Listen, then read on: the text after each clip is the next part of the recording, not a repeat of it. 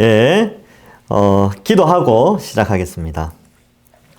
사랑의 하나님 아버지 은혜를 감사합니다. 추워지는 날씨 속에서도 우리의 발걸음을 이곳으로 인도하여 주셔서 하나님의 말씀을 더 깊이 알고 깨닫고 또 은혜 받고자 하여 주시니 감사합니다.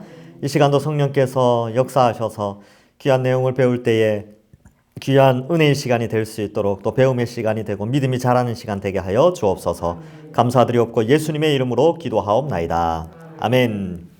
예, 오늘은 34페이지 교회적 성취 이 부분을 할 차례입니다. 지금 이제 이 아브라함에게 하신 언약이 어떻게 교회로 성취가 되는가 이걸 공부해야 되거든요. 그러니까 아브라함하고 신약시대에 지금 우리가 있는 이 동산교회하고 무슨 상관이 있느냐 이걸 이제 좀 생각해 보자는 것이죠. 자, 그래서 34페이지 밑에 셋째 줄에 보면 예수 그리스도 안에서 죄 없고 의로운 언약 백성이 된 교회 이렇게 되어져 있습니다. 예수 그리스도와 또 믿음으로 연합하여 아브라함의 자손이 된 교회 이렇게 되어 있는데 이 구약성경에 보면 아브라함의 자손을 통하여 하나님이 하나님 나라를 이루신다고 하셨거든요. 그러면 아브라함 자손만이 하나님의 백성이 될 수 있어요. 맞죠? 그러면 그 아브라함의 자손이 누구냐?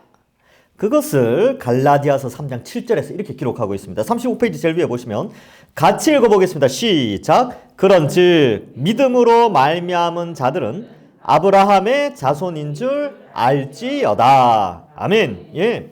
예수 그리스도께서 우리의 죄의 형벌을 대신하여 십자가에 죽으시고 또 3일 만에 부활하시고 하나님 우편에서 성령을 보내어 주시고 다시 오신다는 이 믿음을 가진, 그러니까 예수님의 그 십자가 복음을 믿는 사람들은 아브라함의 자녀가 된다라는 것을 말씀해 주고 있습니다. 그래서 믿음으로 자녀가 되는 거예요. 혈통으로 자꾸 된다 그러는데 사실 혈통으로는 안 된다니까요. 혈통으로 따지면 아브라함의 자손 누굽니까? 이스마엘도 있고 이삭도 있단 말이죠. 그런데 거기에다가 나중에 또 그 이삭과 이스마엘뿐만 아니라 다른 자손들도 나요. 그 이제 성경 읽어보시면 한 8명인가 더 낳습니다. 그 사람들은 뭐 혈통으로 따지면 그 사람들도 다 하나님의 백성입니까? 아니잖아요. 예, 그리고 좋아요. 그러면 이제 그 다음에 이삭이 이제 약속으로 낳는데 이삭이 이제 아들을 낳았어. 이제 혈통으로 따지자. 그래서 그러면 엄마가 똑같은 리브가, 그러니까 저는 이제 아브라함에서 이삭으로 내려올 때는 엄마가 달랐잖아요.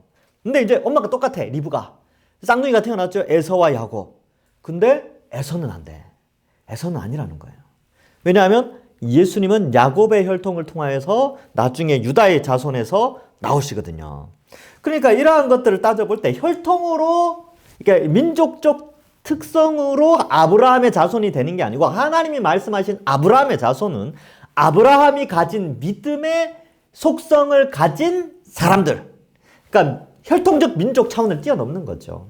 근데 그 믿음을 누가 소유했냐면 예수님을 믿는 교회가 아브라함의 진짜 자손이 되었고 하나님 나라의 백성이 된다.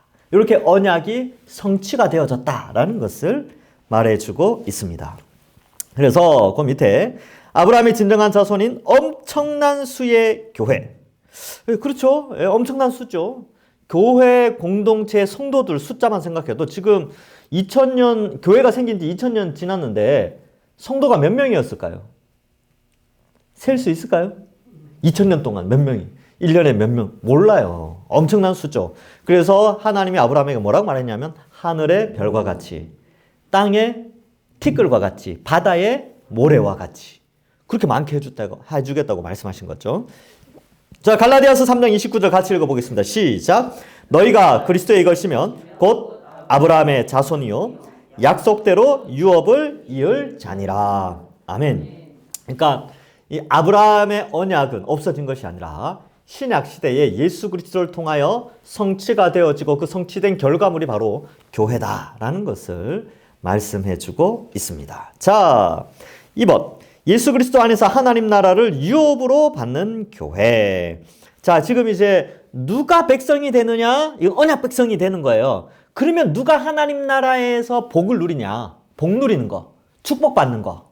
이건 누가 축복을 받느냐? 그죠? 그래서 보시면 아브라함에게 약속된 복이 이미 이 땅에서부터 주어진 교회. 자, 에베소서 1장 3절은 제가 읽어보겠습니다. 찬송하리로다. 하나님 곧 우리 주 예수 그리스도의 아버지께서 그리스도 안에서 하늘에 속한 모든 신령한 복을 우리에게 주시되. 그래서 우리에게 복 주셨어요. 이미 복 주셨습니다. 우리는 하나님을 아버지로 부르는 자로 하나님의 자녀가 되었고요. 권세를 가졌고 또 이미 구원의 복을 받은 자들입니다. 그래서 복 받았죠. 그러니까 우리가 이 복을 자꾸 뭐 이렇게 오래 사는 거, 돈 많이 버는 거, 자식 잘 되는 거 이런 걸로 자꾸 복 생각하는데 그게 아니고 이미 성경에서는 우리가 영원한 하나님 나라를 소유하게 된 백성이라고 그런 축복을 받았다라고 말씀하는 거예요. 쉬운 예를 들면 우리가 우리 용어로 따지면 이제 그런 거죠. 오늘 로또 오늘 방송하죠.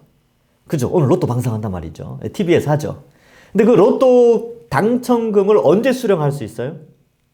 월요일 날 가야 되는 걸로. 저는 알고 있어요. 요즘은 하여튼 옛날에는 그랬거든요. 그러면 오늘 당첨이 됐어. 그러면 오늘 당첨된 후로부터 은행에 가서 그 돈을 찾을 때까지 그 기간을 기다려야 되죠. 근데 우리가 예수님 믿고 나서 영원한 하나님 나라에 엄청난 복을 하나님이 주시겠다고 약속을 하셨어. 근데 아직은 아니에요. 근데 언제 주님이 오셔야 그 혜택을 온전하게 누릴 수 있게 되는데 오늘 저녁에 로또가 당첨됐어요. 그러면 당첨되었다라고 하지 아직 안 됐어 이렇게 표현은 안 하고 되었다라고 하지만 그러나 아직 아니야 이런 표현을 쓰죠. 그러니까 되었으니까 어때요? 오늘 밤에 엄청 기분 좋겠죠. 우리도 마찬가지예요. 돈은 안 받았지만 그 로또 당첨된 사람이 오늘 밤에 돈은 안 받았지만 마음껏 기뻐하고 뭐라고 이야기해요? 나 당첨되었어. 나 복 받았어. 뭐 이렇게 막 하는 것처럼 우리가 예수님 믿고 나서 아직 하나님 나라의 완성된 복을 누리지는 않지만 그러나 이미 누린 자처럼 기뻐하고 즐거워한다는 거예요. 이건 확실한 거니까. 하나님이 약속된 거니까. 그러니까 그러한 이런 약간 좀 세속적인 비유이긴 같은데 하여튼 그런 거와 비슷해요. 우리가 이미 예수님 믿었다는 것은 이미 복 받은 거예요. 그래서 그 복을 이 땅에서 조금 맛보는 것도 참 감사한데 완전하게 영원히 누릴 수 있는 복이 우리에게 이미 결정되어졌어요. 그래서 우리는 이미 복 받은 자입니다. 그러니까 그 복을 생각하면 이 세상에서 좀 힘들고 어렵고 지쳐도 좀 참을 수 있는 거죠. 그러니까 오늘 밤에 로또가 당첨됐어요. 근데 내일 먹을 게 없어. 내일 주일날 먹을 게 없는 거예요. 고통스럽겠죠. 애들도 막 굶고 있어. 근데 그 부모 마음 어떻겠어요? 야 참어. 오늘만 참으면 돼. 오늘만 참으면 내일 내가 63빌딩 아니면 여기 롯데호텔 꼭대기 뷔페층 거기 데리고 갈게. 오늘만 참아. 애들 막 쫄쫄 굶고 막 꼬질꼬질하고 막 그래요. 월요일 되면 어떻겠습니까? 세수하고 머리 감고 옷 꾸질꾸질한 옷 입더라도 그죠? 백화점 가서 쇼핑하고 그리고 돈 찾아가지고 돈 찾아서 백화점 가고 롯데 타워 가가지고 뭐 먹고 또 뭐 있습니까? 하여튼 뭐 다 할게. 옷도 사고 뭐 집도 사고 차도 사고 요즘은 로또가 그 정도 안 됩니까? 하여튼 뭐 그렇게 할 거 아닙니까? 그죠? 그러니까 그 하루가 힘들어서 원망하거나 불평하거나 그런 사람이 없어요. 그 하루가 힘들지만 어때요? 기쁨으로 하루를 보내잖아요. 우리의 인생이 똑같습니다. 우리가 하나님으로부터 받을 엄청난 축복이 준비되어 있는데 우리 짧은 인생이 힘들다고 낙심하고 원망하고 그럴 필요 없어요. 우리에게 엄청난 복이 주어진다니까요. 그래서 하나님 나라를 유업으로 받는 교회. 자, 이 땅에서의 삶을 긍정하고 그래서 이제 이 땅에서의 삶을 긍정하는 거예요. 그리스도의 통치를 신실하게 받는 교회. 여러분 그래서 이 땅을 살아가는 삶을 긍정적으로 생각하셔야 됩니다.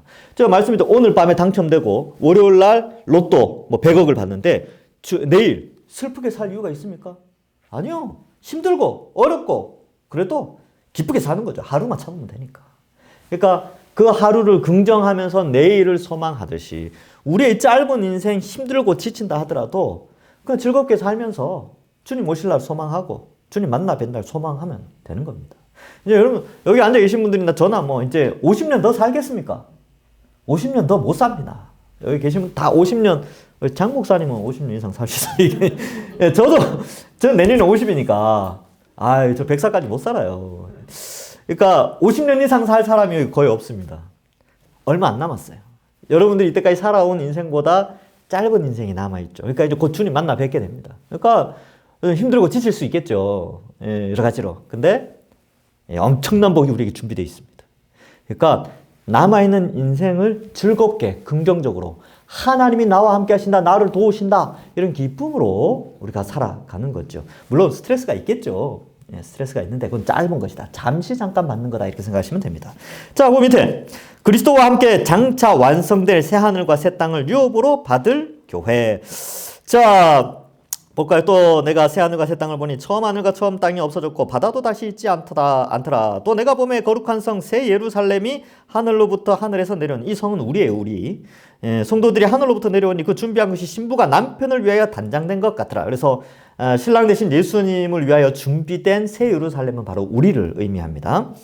내가 들으니 보좌에서 큰 음성이 나서 이르되 보라, 하나님의 장막이 사람들과 함께 있음에 하나님이 그들과 함께 계시리니 그들은 하나님의 백성이 되고 하나님은 친히 그와 함께 계셔서. 요거는 구약 성경부터 계속 나오는 언약 공식 표현입니다.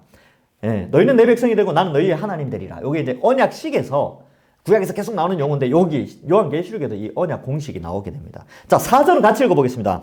요한계시록 21장 4절 시작. 모든 눈물을 그 눈에서 닦아 주시니 다시는 사망이 없고 애통하는 것이나 곡하는 것이나 아픈 것이 다시 있지 아니하리니 처음 것들이 다 지나갔음이러라. 아멘. 처음 것들이 다 없어져요. 처음 것들, 죽음, 저주, 슬픔, 고통, 아픔, 배고픔, 가난, 질병, 고통, 이런 것들이 다 없어진다는 거예요. 다 지나갑니다. 완성된 하나님 나라. 그걸 우리가 유업으로 받는데 누가 이 유업의 혜택을 누리냐면 아브라함의 자손, 아브라함의 언약 안에 있는 자들. 근데 그 아브라함의 언약 안에 있는 아브라함의 자손은 예수님을 믿는 자들이다. 이것이 성경에서 말하는 것입니다. 자, 그럼 여기 보세요. 여러분 이제 약간 정리가 되나요? 구약 성경, 그다음 신약 성경, 이게 이제 어떻게 연결되는지. 왜 아브라함을 우리가 3000년 전의 사람인 그 아브라함을 우리가 왜 알아야 되는가? 이유를 알게 되는 거죠. 구약 성경은 우리가 신약 시대에 사는 우리가 알아야 되는 이유가 여기 있어요. 그 아브라함의 후손으로 우리가 부름을 받았구나. 다 신구약이 다 연결됩니다. 자, 3번. 예수 그리스도 안에서 성령을 통해 복된 통치를 받는 교회. 자, 그래서 이제 교회적 성취, 그러니까 하나님께서 이제 아브라함에게 이 자손, 그러니까 하나님 나라에서 그 언약 백성이 되는데, 백성이라는 용어 자체가 백성은 통치를 받는 자예요. 통치하는 주체는 주권자입니다. 계속 말씀드리죠. 여러분 이 성경에서 이 나라 개념을 잘 이해해야 돼요. 주권, 영토, 백성인데 주권은 하나님이에요. 그래서 하나님 나라, The Kingdom of God 이라고 해서 하나님의 왕국이라는 뜻이에요. 그러니까 주권은 왕이신 하나님께 있다. 땅은 이제 새하늘과 새 땅이 열리면 이제 온 지구가 되겠죠. 근데 이제 아브라함한테는 가나안 땅이었고, 그 다음에 백성은 아브라함 시대 때는 아브라함의 믿음 아래 속한 모든 사람들, 그 안에 뭐 종들도 있었고요. 막 이걸 살폈었죠, 그죠? 근데 이제 신약 시대에는 예수 그리스도를 믿는 모든 자가 아브라함의 자손이 됩니다. 그래서 그들에게는 하나님이 어떻게 하냐면 성령을 보내주세요. 주권이 어떻게 나타나냐면 각 사람의 심령에 성령을 보내어 주셔서 말씀으로 통치를 하십니다. 통치. 그러니까 우리는 대한민국 통치를 받잖아요. 근데 이 대한민국 통치는 대한민국 헌법에 규정한 대로 헌법의 기준에 의하여서 통치를 받는데 이걸 법치주의라고 합니다. 그런데 우리는 민주주의 국가이기 때문에 주권이 국민에게 있어요. 그래서 입법, 행정, 사법이 국민으로부터 나옵니다. 맞죠? 그래서 이렇게 되는데 왕정은 그렇지 않아요. 왕정은 왕으로부터 나와요. 하나님 왕국이기 때문에 하나님이 법을 세우고 하나님이 그의 백성들에게 복을 주고 행정, 하나님이 법을 집행하는 사법, 이 권을 다 가지고 있는 거예요. 그래서 하나님의 통치가 그의 백성들에게 나타나는데 성령을 보내어 주셔서 말씀을 통하여 그들에게 입법, 행정, 사법의 주권 아래 들어가게 한다는 겁니다. 그래서 거기 보면 성령을 통해 복된 통치를 받는 교회. 부활 승천하심으로 주 대신 예수 그리스도 통치자 되셨다는 거죠. 주권자, 왕이 되셨다는 겁니다. 예수님이 보내주신 성령님으로 말미암아 임마누엘의 복을 누리는 교회. 그래서 성령이 우리 속에 오셔서 우리가 다 한 성령을 가지고 같은 통치, 말씀을 통하여 같은 통치를 받고 있지요. 그래서 이것이 하나님이 함께하는 복이다. 이것을 말씀하고 있습니다. 밑에 갈라디아서 3장 14절 같이 읽어보겠습니다. 시작. 이는 그리스도 예수 안에서 아브라함의 복이 이방인에게 미치게 하고 또 우리로 하여금 믿음으로 말미암아 성령의 약속을 받게 하려 함이라. 아멘. 그래서 이 믿음으로 말미암아 성령의 약속을 받는다는 것은 성령이 우리 속에 오셔서 새 마음을 주시고 하나님의 법, 하나님이 세우신 입법 제도에 순종하며 살 수 있도록 그렇게 통치를 하신다는 겁니다. 그러니까 이 얼마나 감사한지요. 그래서 아브라함의 복이 우리에게 미쳐서 성령을 보내어 주셔서 복받아 하나님 백성답게 살아가도록 하셨는데 그것이 바로 하나님의 통치의 방식입니다. 구약시대 때는 어땠는지 아세요? 구약시대 때는 이 선지자나 제사장, 왕을 통하여서 이렇게 국가의 왕을 통하여서 그의 백성, 하나님이 그의 백성들을 다스리도록 했습니다. 왜냐하면 그때는 말씀 복음력이 굉장히 좀 약했고 문맹률이 낮았고 글을 읽을 수 있는 사람이 많지 않았죠. 뿐만 아니라 이 성령을 각각 보낸 게 아니라 하나님이 직접 신정 통치를 했어요. 즉 제사장을 통하여 그리고 선지자를 통하여 왕을 통하여 직접 계시를 주고 그 계시로 말미암아 그들이 대리 통치자로 세움을 받습니다. 그래서 이 백성과 하나님 사이의 대리 통치자의 역할을 감당한 사람을 뭐라고 표현하냐면 중보자라고 해요. 중보자. 그래서 모세, 여호수아, 그다음에 다윗 이런 사람들이 다 중보자 역할을 했어요. 대제사장 이런 사람들. 근데 신약 시대는 예수님이 그 모든 걸 통합해 버렸죠. 왕이시요, 선지자시요, 제사장으로서 이 땅에 오셔서 완전한 메시아로서, 구원자로서, 그리스도로서 이것을 성취하셨고 그의 백성들을 온전히 다스리시고 완전한 중보자로서 우리를 대신하여서 십자가에서 죽어 주신 것이지요. 그리고 성령을 보내어 주셔서 이제 그 통치 아래 들어가게 된 겁니다. 그래서 참 감사하죠. 그래서 아브라함의 언약이 교회를 통하여 지금 성취가 된 시대에 우리는 살고 있습니다. 36페이지 제일 위에 보면 날마다 성령의 인도하심으로 통치를 받는 교회. 갈라디아서 5장 16절과 25절. 내가 이르노니 너희는 성령을 따라 행하라. 그리하면 육체의 욕심을 이루지 아니하리라. 만일 우리가 성령으로 살면 또한 성령으로 행할지니. 그래서 성령을 따라 행하라. 이게 성령이 우리 속에서 말씀을 통해 가르치는 그 뜻대로 순종하며 살라는 겁니다. 여러분 이제 이 성령을 따라 행하는 그 약간 이제 뭐랄까 원리가 있어요. 성령이 우리 속에서 우리를 인도하는 방식은요. 첫 번째는 말씀을 듣고 설교를 듣고 성경을 읽을 때에 그것이 믿어지게 해요. 이게 믿어진다는 게 무슨 의미가 아니면 이게 믿어지니까 가치관이 형성되어지고 그로 말미암아 행동의 변화를 불러냅니다. 성령이 우리 속의 지성과 감정과 의지를 변화시켜서 우리가 성령을 따라 살 수 있도록 해주세요.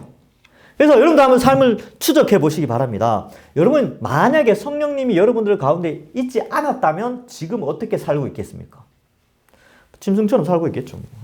그렇죠. 천국이고 뭐고 이런 거 없고 그냥 내가 먹고 나 중심적으로 남을 배려하지도 않고 나만 잘 살면 되고 뭐 그렇게 살았겠죠. 그리고 복음 전하고 이런 건 꿈도 꿀 수 없었겠죠.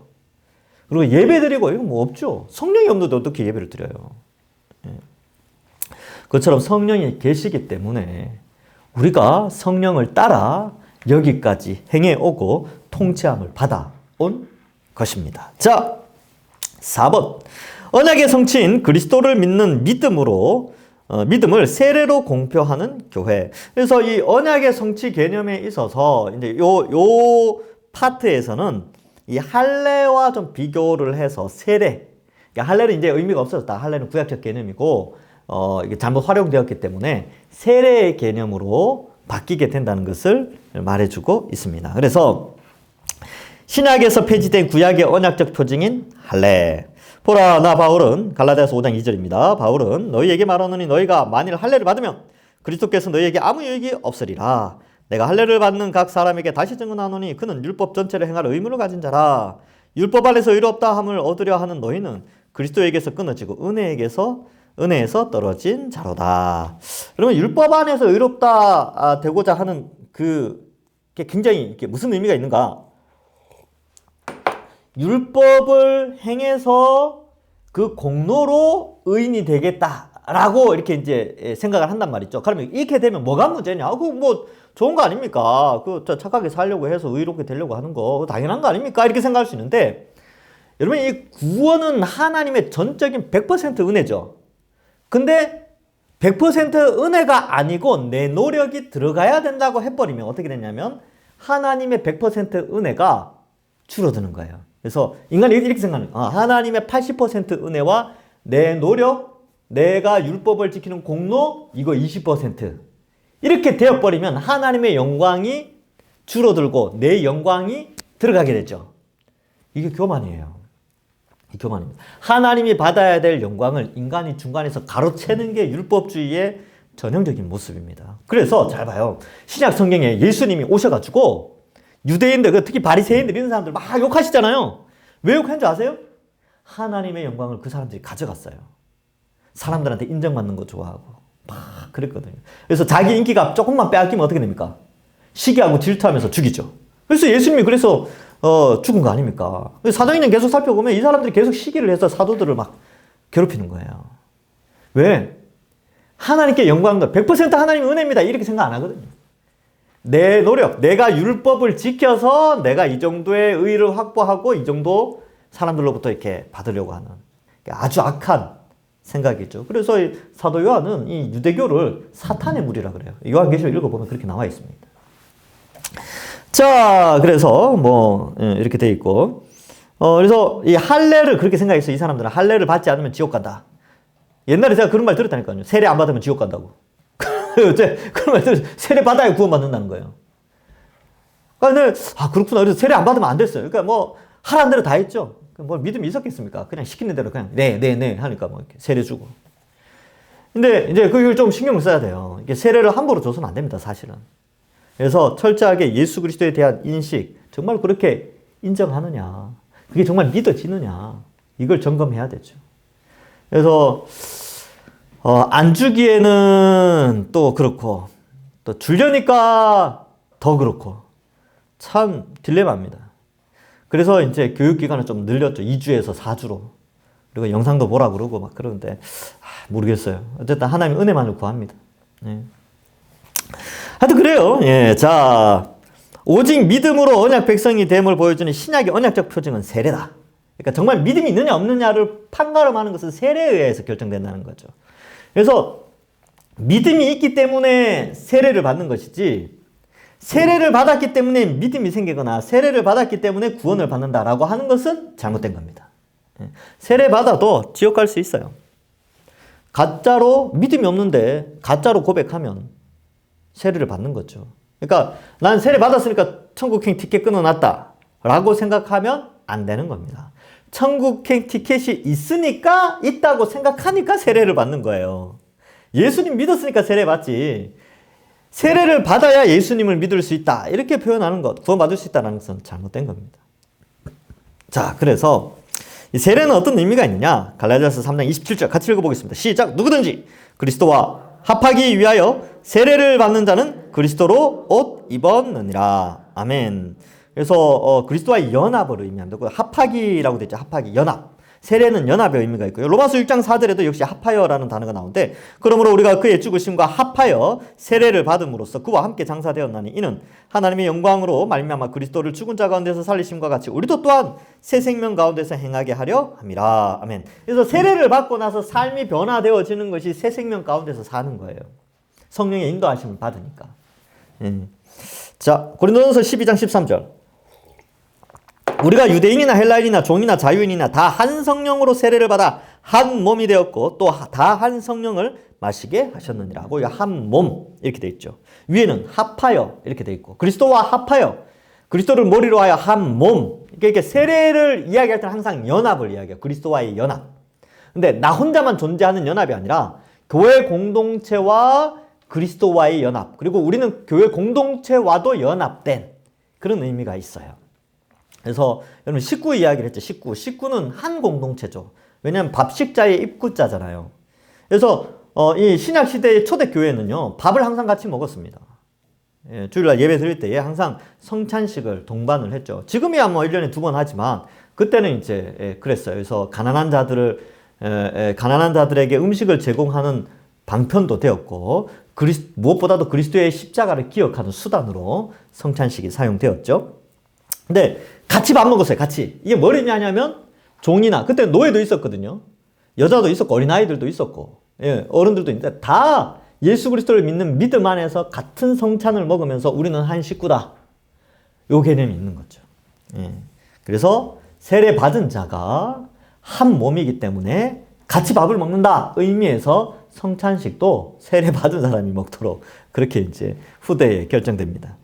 자, 밑에 언약 백성이 되었음을 공적으로 표하는 교회의 거룩한 예식인 세례. 그러므로 너희는 가서 모든 민족을 제자로 삼아 아버지와 아들과 성령의 이름으로 세례를 베풀고. 그래서 세례는 이 연합의 의미, 또 그리스도와 연합되었고 그리스도와 연합되었기 때문에 하나님의 언약 백성으로서 부름을 받았다라는 것을 의미합니다. 그러니까 아브라함의 언약이 예수 그리스도로 성취되어져서 그 영향력이 교회에 나타나고 있는 것이죠. 그렇게 이해하면 되겠습니다. 자, 그다음 모세 언약. 이건 이제 시내산 언약이라고도 합니다. 근데 이제 모세 언약, 시내산 언약 이렇게 이제 통칭하니까 한번 살펴보겠습니다. 서로 모세 언약의 배경, 아브라함의 언약이죠, 당연히. 아브라함의 언약의 점진적 성취. 그러니까 완전한 성취는 예수 그리스도를 통하여 완전한 성취되는데 아브라함에서부터 예수 그리스도까지 가는 과정 가운데 점진적으로 이 모세를 통하여서도 하나님이 언약을 맺습니다. 아브라함 언약 보시면 거기에 이제 돼 있죠. 하나님 나라의 회복에 대한 약속. 아브라함의 후손에게 가나안 땅을 주시고 하나님의 백성 삼으실 것을 약속합니다. 아브라함 한 사람을 택하셔서 하나님 나라를 이루시려는 하나님의 계획. 그전에는 한 사람을 안 택했어요. 그전에는 여러분 바벨탑 사건까지는요. 전 인류를 상대로 하나님이 끊임없이 이제 그 구속의 일을 이루어 갑니다. 그런데 바벨탑 사건 이후에 하나님이 이제 전략을 조금 더 이제 좀 다르게 하죠. 이제 한 사람을 통하여서 전 인류에 대한 구속의 계획은 가지고 있는데 그 방식을 한 사람을 통해서 전 인류를 구원하는 방식으로 갑니다. 그래서 이 아브라함 파트는 상당히 이렇게 획기적인 그런 방향 전환을 좀 말해주고 있습니다. 그래서 하나님 나라를 아브라함 한 사람을 통해서 이루어 갑니다. 시대적 배경, 애굽 이주와 종살이. 야곱의 가족 70명이 기근을 피해 애굽으로 이주하게 되었다. 430년 후, 어떤 때는 대략 400년 이렇게 되어 있지만 430년 후 큰 민족으로 불어난 이스라엘 자손이 애굽에서 종살이를 하게 되었었죠. 그래서 고통으로 탄식할 때 하나님이 아브라함 언약을 기억하셔서 그들을 돌보십니다. 그래서 아브라함 언약에 뭐예요? 너로 말미암아 온 민족이 복을 받게 해주겠다라는 건데 지금 애굽에서 종살이하고 있는데 어떻게 그걸 합니까? 그래서 이제 그 약속을 지키기 위해서 이제 아브라함에게 약속하셨던 가나안 땅 그곳으로 하나님이 이제 끌고 들어가죠. 그래서 여러분이 그 출애굽하여 가나안 땅에 들어가는 과정이 40년 이상 걸리죠. 근데 이 장면은요, 사실 창세기 2장, 3장 이런 데 보면 아주 비슷한 장면이 나와요. 뭐냐면 하나님이 흙으로 아담을 만드시고 그의 백성으로 삼고 에덴 동산에 집어넣습니다. 그래서 에덴 동산에 두사 이렇게 될 때 사실 그 단어 자체가 끌고 집어넣다 이런 뜻이거든요. 그러니까 이스라엘 백성들을 애굽에서 배양하시고 양육하시고 그들을 약속에다 적과 꿀이 흐르는 축복된 가나안 땅으로 역시 집어넣으십니다. 그리고 우리를 어때요? 우리를 예수 그리스도로 말미암아 구원하셔서 어떻게 하냐면 영원한 하나님 나라로 우리를 집어넣으세요. 그러니까 이러한 장면들을 볼 때에 나중에 이제 포로에서 회개할 때도 돌아올 때도 마찬가지인데 하나님이 주도적으로 그의 백성들을 끌고 축복의 장소로 인도하십니다. 하나님의 주도권. 거기에 인간의 노력은 없어요. 그래서 이렇게 이제 공로주의가 율법제가 왜 그게 아주 사탄의 전략이냐 하면요. 하나님의 영광을 가로채거든요. 하나님의 주도적인 그의 백성을 끌고 천국으로 인도하는 그 주도성, 이걸 빼앗아가기 때문에 그래서 이 율법주의가 아주 나쁜 거예요. 자, 계속 살펴보겠습니다. 상황적 배경 38페이지 밑에서 다섯째 줄. 출애굽 사건. 하나님이 모세를 부르셔서 이스라엘 자손을 애굽에서 인도해 내시려 함. 애굽 왕 바로가 백성을 보내지 않으려 함. 10가지 재앙. 왜 안 보내려고 그런지 아시죠? 제가 전에 한번 말씀드렸죠. 돈 때문에 그렇습니다. 돈 때문에 그래요. 그 20세 이상 60세 이하 남자만 60만 3,550명이었어요. 그 돈으로 따지면요. 1년 연봉 뭐 3천, 4천 잡고 그들을 40년 동안 20세는 40년을 부려먹을 수 있잖아요. 그 돈으로 따지면요. 수천조가 됩니다. 뭐 경까지 갈 수 있죠. 그러니까 그 경제적 손해를 보고 그들을 내보낼까요? 아니요. 아까워서 안 내보내죠. 못 보내죠. 결국 자기 아들 죽고 나서 이제 후회하고 보내는데 그것도 후회도 잠깐 또 아까우니까 어때요? 홍해까지 쫓아가잖아요. 그러니까 하나님이 열받아서 어때요? 홍해에서 다 쓸어버리잖아요. 그러니까 이러한 것들을 보면서 이제 우리가 뭐 하여튼 생각해 볼 수 있죠. 하여튼 10가지 재앙을 내렸어요. 6월절 어린 양과 홍해 도하 이렇게 되는데 애굽에서 나와 시내산에 도착하게 됐죠. 그래서 뭐 이러한 것들을 일일이 다 설명하면 시간이 너무 오래 걸리니까 우리는 이 배경을 조금은 알고 있으니까 하여튼 그렇습니다. 모세 언약의 중요성. 아브라함 언약으로서 시작된 구속사의 진전이지요. 여기 이제 구속사라는 용어가 또 나오죠. 제가 이제 늘 말씀드리는데 이 세 가지는 여러분이 저와 함께 있는 이상 이 세 가지는 항상 공부를 하게 될 겁니다. 첫 번째가 이제 언약. 두 번째가 하나님, 나라. 세 번째가 구속사. 그래서 계획은 내년에 이걸 하려고 하는데 시간이 안 되면 뭐 하나님 나라라도 먼저 이렇게 이제 언약 신약 공부하듯이 그렇게 하겠습니다. 그래서 언약. 근데 요 세 개가 같이 맞물려서 돌아가요. 이렇게 항상 같이 갑니다. 그러니까 하나님은 하나님 나라를 만드시기 위해서 천지를 창조하셨거든요. 근데 그의 백성들이 이제 그 아담이 타락하고 나서 하나님이 그 타락한 민족 가운데에서 아브라함을 선택하여 언약을 맺으세요. 왜? 너를 통하여 하나님 나라의 백성들을 불러 모으겠다. 이 나라를 하나님이 세우신 나라를 유지하겠다는 거죠. 그래서 너를 통하여 전인류가 구원받는 길을 열어놓겠다. 그런데 인간의 역사 속에서 끊임없이 사람들은 이 언약을 지키지 않아요. 근데 하나님의 주권이 주도적으로 구속의 역사를 일으킵니다. 계속해서 은혜로 그들을 건져주세요. 이걸 구속사. 그러니까 역사 속에서 하나님이 그의 백성들을 어떻게 건지시는가를 나타내는 것이 구속사인데 구속사의 절정은 또 누구겠습니까? 당연히 예수 그리스도죠. 예. 하나님 나라의 백성들을 불러 모으시는 것은 어떤 일로? 십자가죠. 예수 그리스도의 십자가. 언약의 성취는 누구라고요? 예수님 있죠. 그러니까 구약은 그리스도 중심적으로 해석이 되어질 수밖에 없어요. 그래서 구약 성경을 살필 때는 끊임없이 예수님과 연결시켜야 됩니다. 그래서 뭐 제가 설교할 때도 마찬가지고 항상 그래요. 구약은 그리스도를 중심으로 해서 신약에 있는 성도가 그리스도를 중심으로 구약 배경을 살펴야 됩니다. 이게 아주 중요하죠. 이 관점을 여러분들이 또 가지셔야 되고 그러한 관점을 가지실 때 이 세계의 이런 이제 성경 전체를 꿰뚫는 이런 신학이 머릿속에 있으면 믿음이 더 견고해지고 하나님을 알아가는 재미가 더 있어요. 자, 그래서 여러분 그 자녀들 키울 때 자식 마음속 다 아십니까? 잘 모르죠. 몰라요. 근데 자식 마음을 조금씩 알아가면 어떻습니까?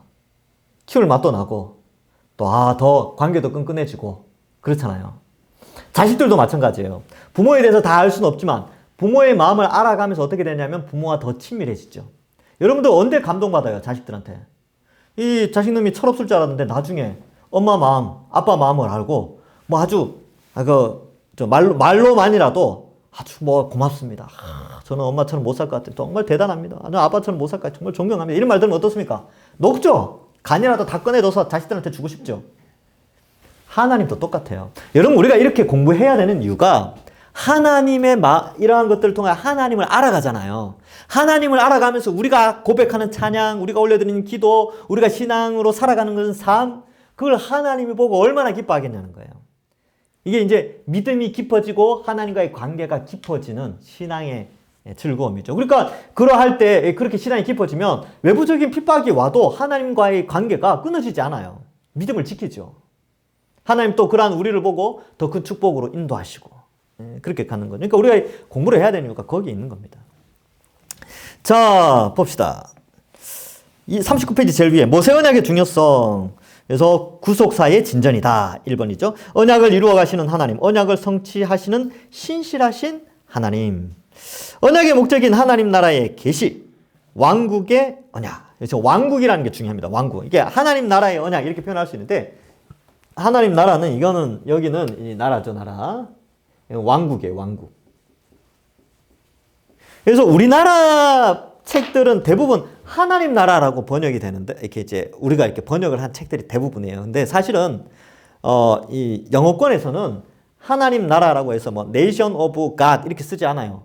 항상 킹덤이라는 단어를 씁니다. 왕국, 하나님의 왕국 이 단어를 써요.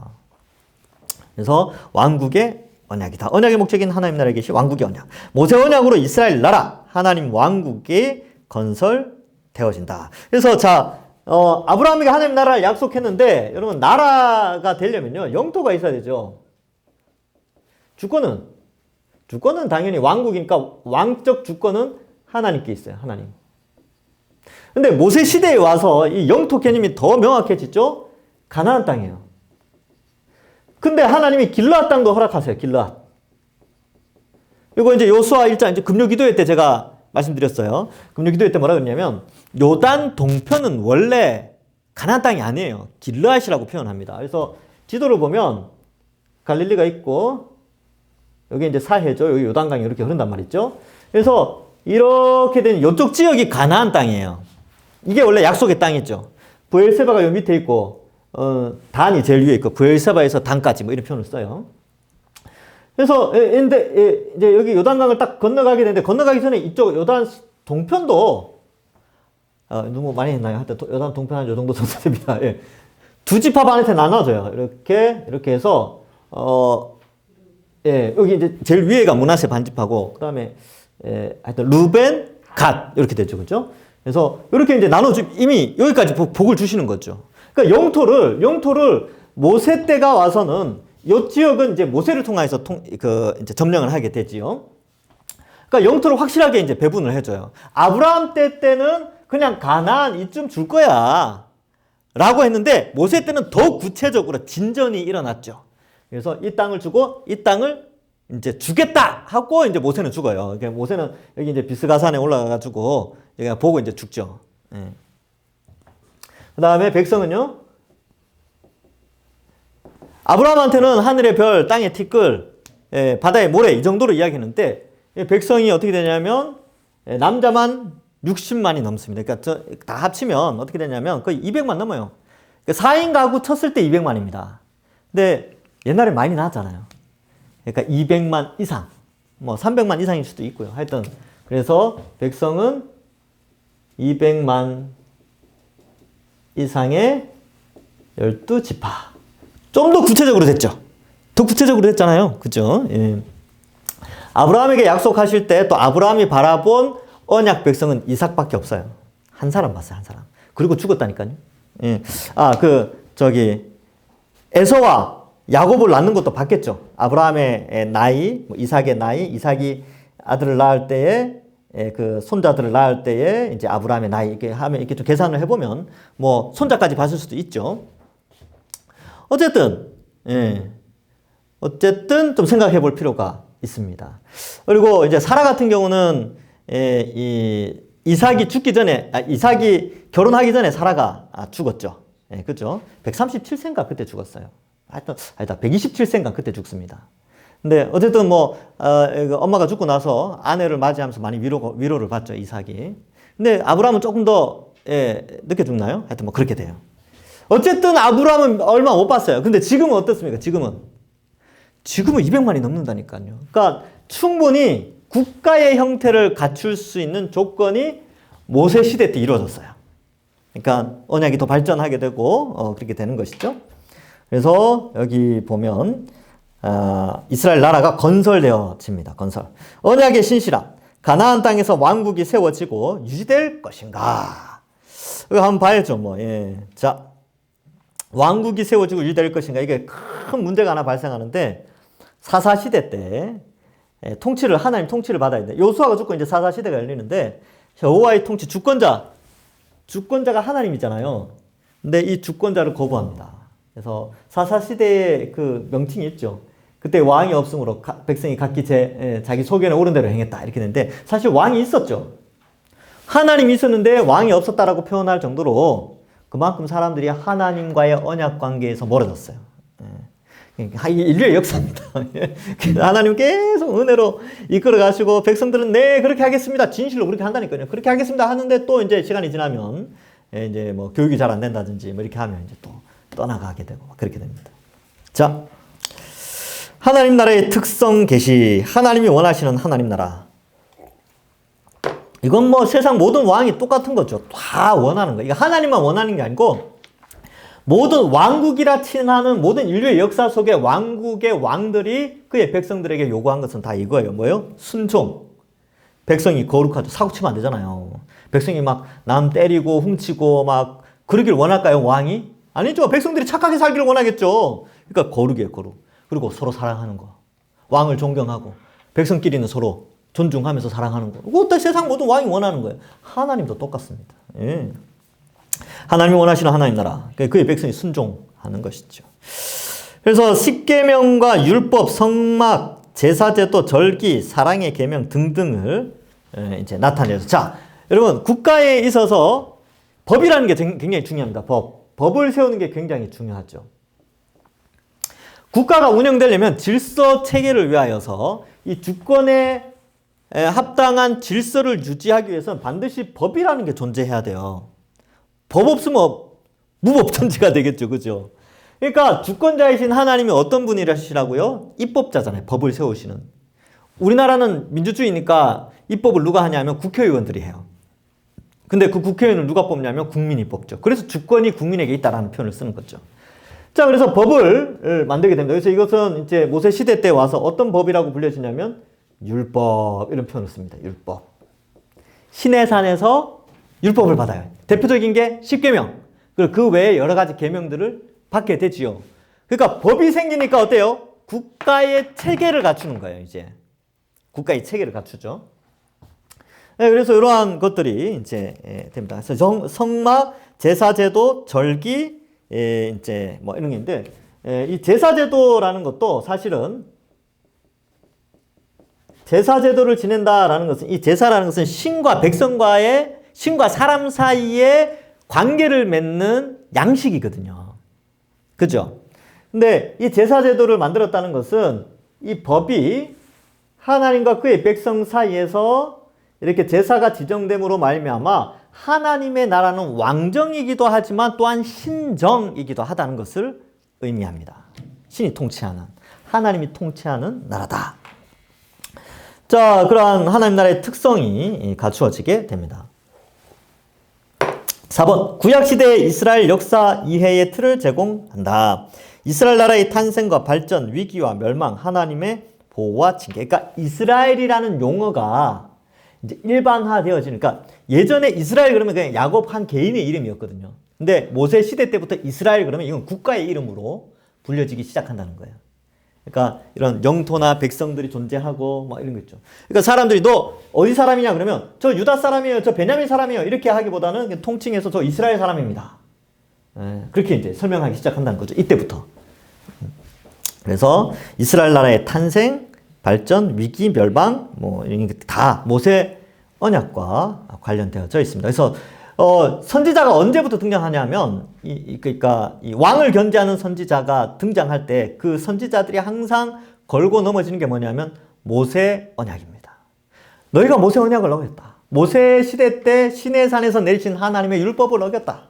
그래서 선지자들이 다 모세 5경 있잖아요. 창세기, 출애굽기, 레위기, 민수기, 신명기. 이거 말씀에 근거해서 백성들을 깨우칩니다.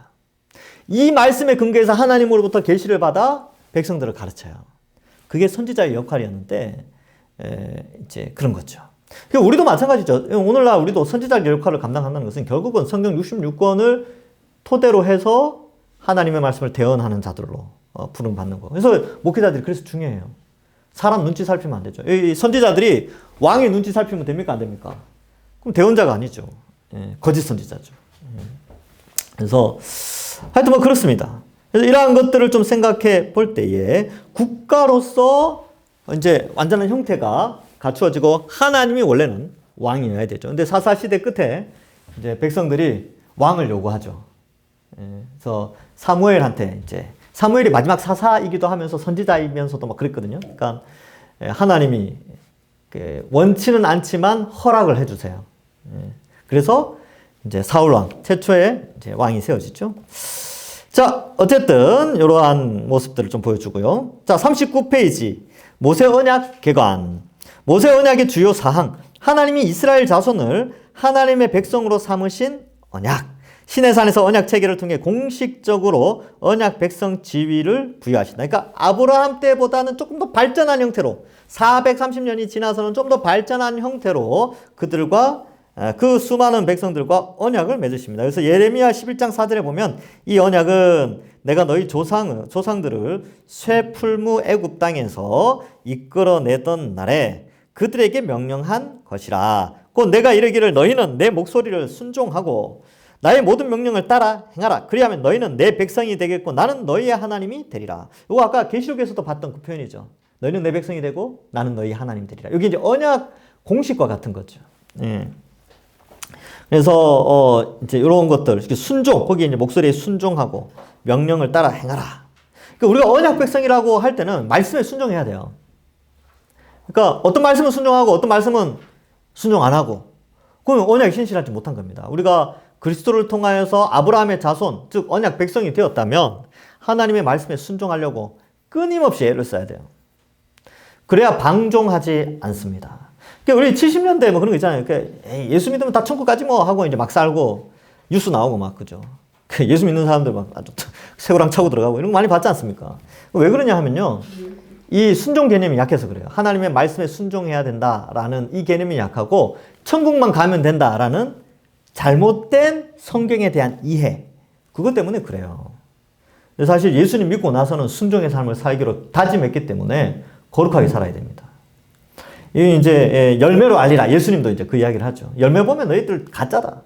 그 당대에 예수님 와가지고 유대인들 그 타락한 대제사장들, 서기관들, 바리새인들한테 너희는 독사의 자식이다 이렇게 이야기했던 것 자체가 왜 그랬을까요? 왜냐하면 그들은 믿음에 합당한 열매가 없었거든요.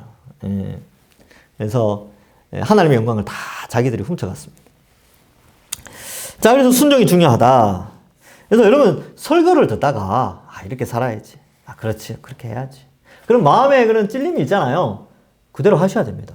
성령이 말씀을 통하여 우리에게 말씀하시는 것은 순종해야 되고, 또 그 말씀에 순종하는 거죠. 말씀에.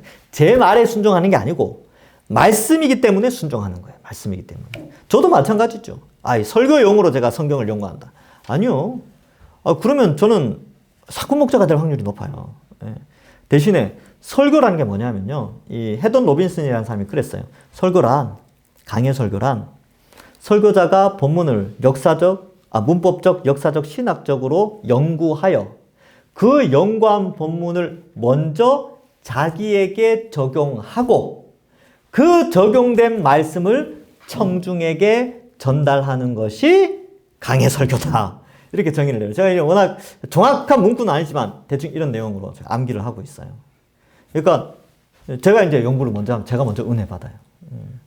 그래야지, 안 그러면 사꾼이 됩니다. 사꾼이. 예.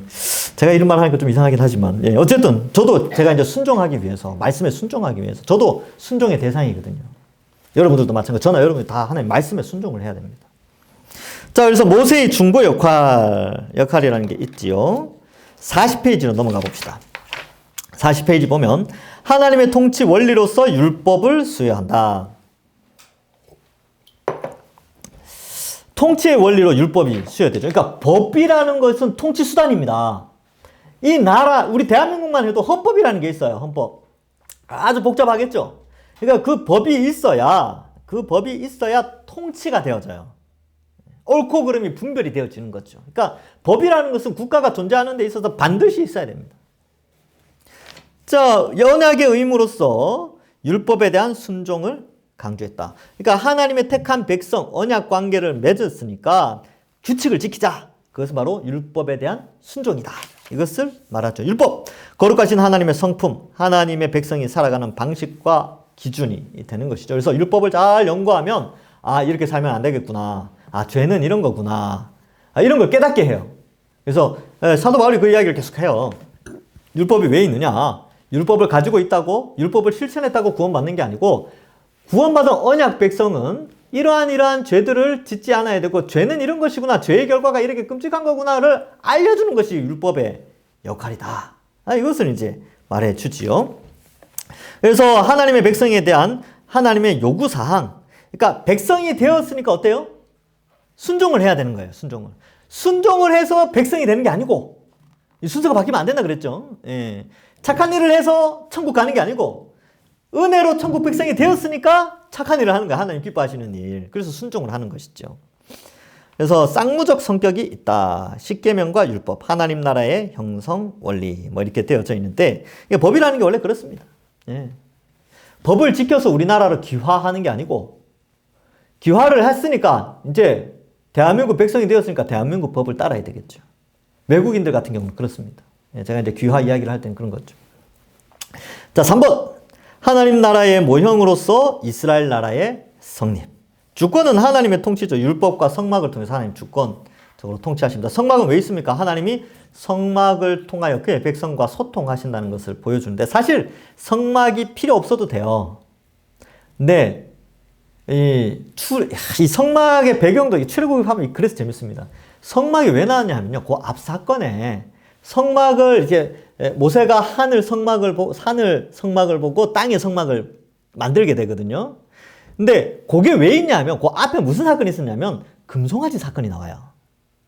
그러니까 이 애굽에서 나온 사람들이 애굽에서의 종교 활동에 익숙한 거야. 그러니까 뭔가를 보고 번쩍번쩍하고 뭐가 있는 걸 봐야 신이라고 생각을 하는 거죠. 근데 하나님은 형상으로 만들 수가 없잖아요. 형상으로 가둬둘 수 없단 말이죠. 근데 하나님이 그런 인간의 연약한 속성을 이해하셔서 내가 너희와 함께 한다는 증거로, 물론 그게 성막이 없어도 늘 함께 하시지만 함께 한다는 증거로, 눈에 보이는 표시로 우리의 연약함을 배려해서 성막을 만들어 주세요. 그러니까 그거 쳐다보고 하나님 우리와 함께 하시구나 이렇게 아는 거죠. 근데 성막 자체는 숭배의 대상이 되지 않습니다. 그래서 하나님이 이제 그 성막 만들어 놓고 거기에 이제 임재하시죠. 제사장하고 이야기 좀 하고 하늘 성막 모형 그대로 이제 만들어서 성막을 만들게 되고, 나중에 솔로몬 때는 이제 솔로몬이 지혜가 뛰어나니까 성전을 탁 계산해서 이제 건축하게 됩니다. 그리고 이제 출애굽기를 살펴보면 그냥 흐름이 재밌어요.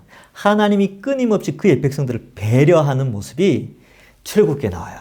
그러니까 보면, 그러니까 이집트에서 나왔잖아요. 약간 출생한 어린아이 같다니까. 출생한 어린아이. 근데 40년 동안 기르시는데, 이제 그 과정이 보면 하나님이 아버지로서 오래 참으시고, 훈계하시고, 그러다 또한 먹이시고, 막 그런 장면들이 출애굽기에 나와요. 40년 동안. 그래서 그러한 것들을 우리가 좀 생각해 볼 수가 있습니다. 자, 어쨌든, 하나님은 하나님의 통치, 이 율법과 성막을 통하여서 그 백성들을 양육하고 기르십니다. 오늘날에는 성막이 없죠. 우리가 이제 성령이 우리 속에 아예 오셨잖아요. 하나님이 임재, 눈에 보이는 어떤 임재의 장소가 있는 게 아니라 성령이 이미 우리 속에 있어요. 또 감사하게도 성경책도 가까이 있고, 율법 들으러 저 멀리 가는 게 아니라 성경이 늘 가까이니까 듣고, 우리 가까운 주위에 교회가, 이제 동산교회가 있으니까 동산교회 와서 말씀 듣고, 그렇게 이제 예배 드리고 하나님과의 관계를 맺도록 언약 백성으로 삼아 주셨습니다. 자, 그 다음, 백성은 이스라엘 백성이 되었죠. 그 다음은 가나안 땅. 이스라엘 나라의 건설, 발전, 유지, 쇠락, 멸망과 관련된 언약. 그래서 그 이스라엘이 멸망할 때, 바벨론 포로로 잡혀가고 아수르로 잡혀갈 때 끊임없이 선지자들이 이야기하고 반복했던 게 바로 모세 언약, 아브라함 언약. 주로 모세 언약, 이 율법을 이야기합니다. 너희가 이 언약을 어겼다. 그래서 이 벌을 받는다. 회개하면 하나님이 돌이켜주신다. 회개 안 해요. 회개 안 한다니까. 왜냐하면 언약을 안 믿으니까. 자, 2번. 모세 언약의 내용은 다음 주에 하도록 하겠습니다. 다음 주에 뭐 특별한 거 없죠? 예. 아, 다음 주는 쉽니다. 예, 다음 주에는, 예, 주다산교회 100주년 기념, 예, 예배 드리러. 혹시 여기 가시는 분 있습니까? 네, 알겠습니다. 예, 그 구역장들께서 다 연락한 걸로 제가 일단 아는데 아마 뭐 많이 각 교회마다 그렇게 많이 모이지는 않습니다. 그래서 제가 이제 저는 가야 되니까 갔다 오고 그 다음 주 12월 10일 날 하고 12월 마지막 주 토요일까지만 하고 휴강을 하고 한 2달 쉬었다가 3월부터 다시 하겠습니다. 웬만하면 3월 첫째 주부터 할게요. 저도 쉬어야 될 거 아닙니까? 1, 2월 달엔 또 여러 가지가 한 해를 계획하고 해야 될 게 많고 또 이제 내일 중직자가 선출되어지면 중직자 선출 교육도 해야 되고 하니까 그렇게 이제 좀 준비를 해보도록 하겠습니다. 자, 기도하고 마치겠습니다.